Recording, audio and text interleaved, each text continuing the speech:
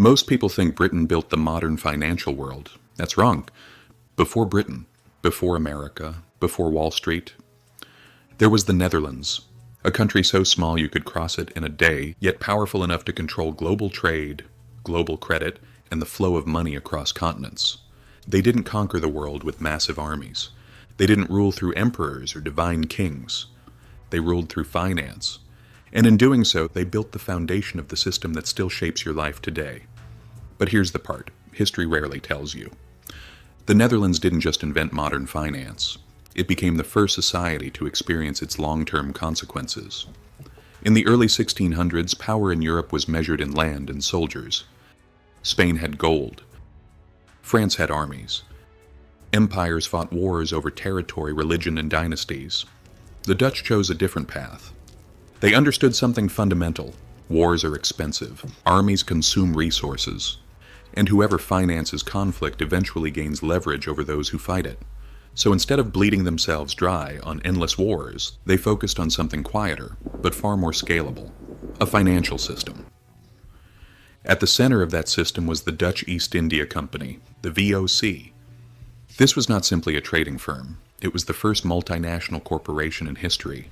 It could raise capital from the public. It could issue shares. It paid dividends. It maintained its own ships and soldiers. It negotiated treaties. It even engaged in warfare when necessary. For the first time, military force no longer required a crown. But efficiency always has a cost. The VOC was not just powerful on paper. It became one of the most ruthless mechanisms ever created by humans. This was a structure capable of destroying entire societies. To protect a price curve, think of the Banda Islands. To control the global nutmeg supply, entire populations were systematically removed. Not as collateral damage, as policy. While investors in Amsterdam cafes calmly discussed dividends, thousands of miles away those dividends were being written in blood. The comfort of shareholders was built on terror in distant lands. Finance is not just the movement of numbers. At scale, finance becomes a remote control system, a way to decide not who lives or dies, but who profits from death. It required capital. This marked a turning point. Finance and war were no longer separate spheres. They became structurally linked. To support this new model, the Dutch built another innovation: the world's first permanent stock exchange, Amsterdam. For the first time, individuals could invest not in land or gold, but in future profits. This changed the nature of money. Money was no longer something you simply stored. It became something you deployed. Capital could now move faster than armies. And wherever capital moved, influence followed. The Dutch didn't stop there. They pioneered government bonds, insurance markets, sophisticated banking, currency exchange, early futures-like contracts. They learned how to price uncertainty, and war was the greatest uncertainty of all. Every conflict in Europe increased demand for ships, weapons, food, credit. The Dutch supplied all of it, often to multiple sides at once.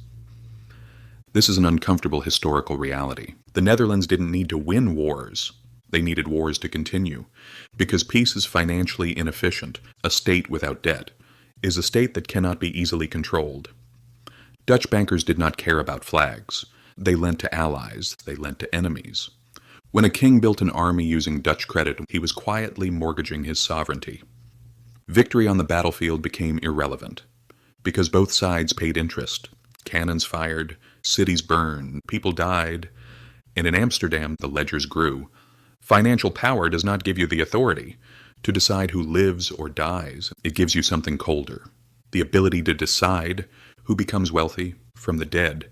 An invisible chain wrapped itself around Europe's kings, binding them to a small marshland republic. Because wars generated debt, debt generated interest, and interest flowed back through Dutch financial channels. This was a new kind of power, not visible, not theatrical, but highly effective. For a time. By the mid-1600s, the Dutch Republic was the wealthiest society on earth, not just per capita, in absolute terms. Amsterdam became the financial heart of Europe. Dutch merchants lived at standards higher than many monarchs. But beneath this prosperity, structural changes were taking place. When financial returns become more attractive than productive, investment and economic priorities shift. Why manufacture goods when financing them is more profitable?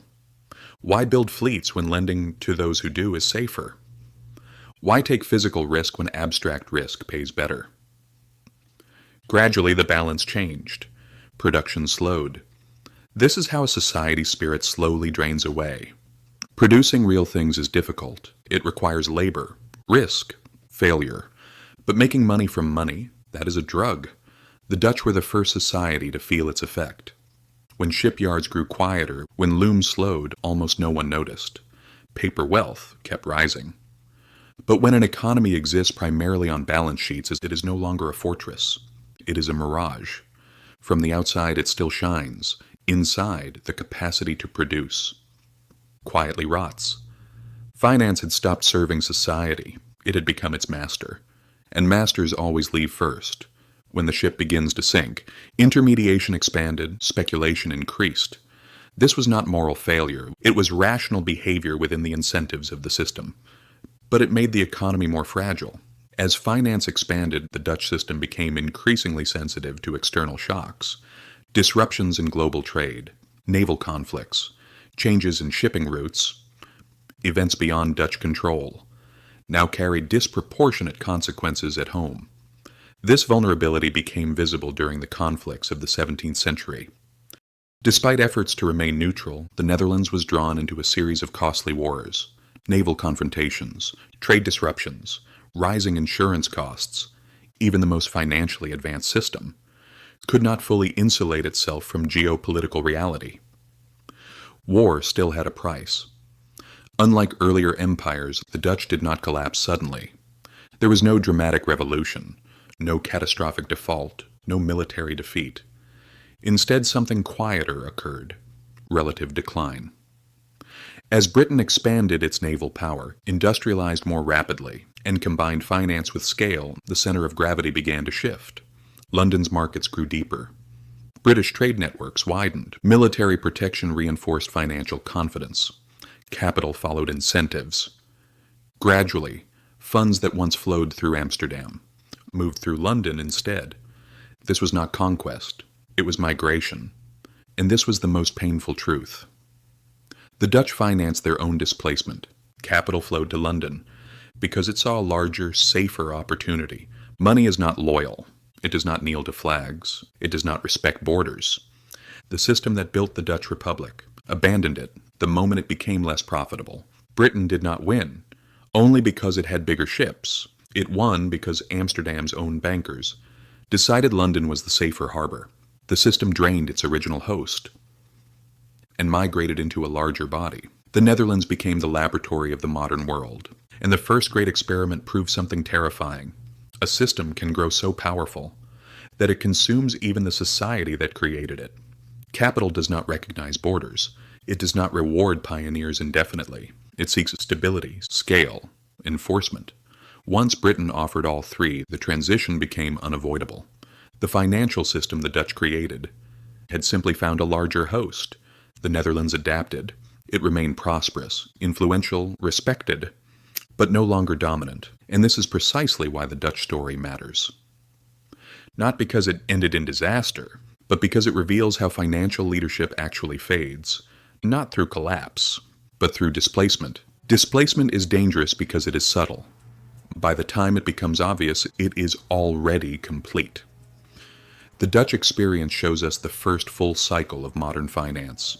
Innovation, expansion, diffusion, decline, every financial superpower since has followed the same arc, with variations, but never with a fundamentally different outcome. The Netherlands invented modern finance. Britain transformed it into imperial infrastructure. World War I revealed its limits, and the United States scaled it to unprecedented levels.